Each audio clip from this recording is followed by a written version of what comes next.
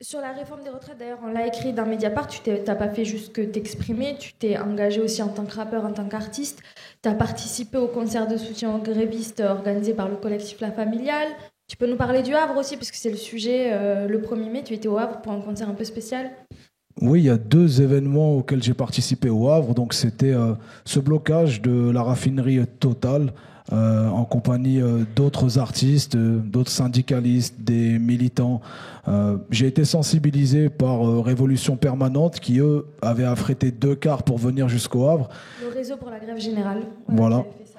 Et par ego de Normand, je me suis dit comment les autres viennent défendre des réquisitionnés, parce que c'est de ça qu'il s'agissait, de réquisitionner des raffineurs et de les obliger à travailler et en violant leur droit de grève.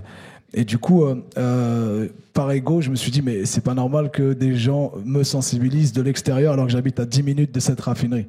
Donc je suis allé sur le terrain et puis j'ai rencontré tous les syndicalistes, les ouvriers qui étaient là sur le terrain. On a fraternisé et puis c'était important pour moi aussi de contester la réforme des retraites sur le terrain, au-delà de le faire uniquement dans des morceaux, dans des prises de parole la publique. Donc ça, c'était le premier événement. Et le deuxième, c'est Marine Le Pen qui souhaite faire son banquet annuel du 1er mai au Havre. Donc on n'est pas sans savoir qu'elle le lorgne clairement sur la mairie du Havre. Et comme tu l'as dit en introduction, le maire du Havre, c'est moi. Donc je m'assure, je défends mon territoire et je m'assure que 2027, ce soit pour Bibi et pas pour elle. Et voilà, donc on a Il y organisé avait une plusieurs contrefête. artistes locaux, c'était avec Attaque notamment. Il y avait 20 associations qui se sont mobilisées, qui ont organisé un concert avec un village festif, une entente assez fluide et pour moi, ce sont les prémices de quelque chose de plus grand dans cette ville du Havre et même en général. Cet événement, c'est les prémices de quelque chose aussi.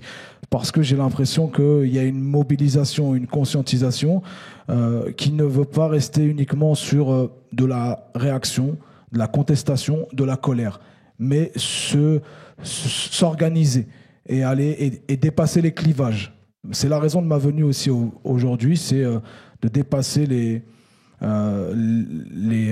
chapelles respectives et de sortir de mon propre groupe, entre guillemets, aussi culturel soit-il, pour justement essayer de comprendre la douleur des autres, de comprendre quels sont les mécanismes que l'extrême droite met en place pour s'attaquer à des associations, des personnes racisées, des personnes non racisées, des personnes LGBT. C'est important pour moi de comprendre ça. Donc c'est un peu un laboratoire aujourd'hui. Donc je viens en tant qu'intervenant, mais en tant que spectateur étudiant aussi. Et juste